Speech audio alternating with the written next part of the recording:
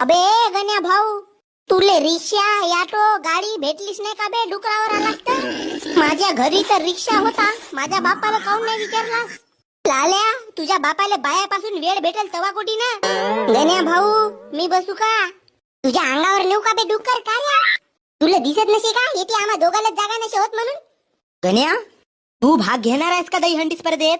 हो, मी डेंग्या, लाल्या, कार्याचा भाऊ नाऱ्या, आम्ही सप्पे जण हंडी फोडणार आहोत. पहिला बक्षीस मिळवू आम्ही, पहिला बक्षीस. गण्या भाऊ, मी नाही घेणार आहो भाग. काऊन बे लाल्या?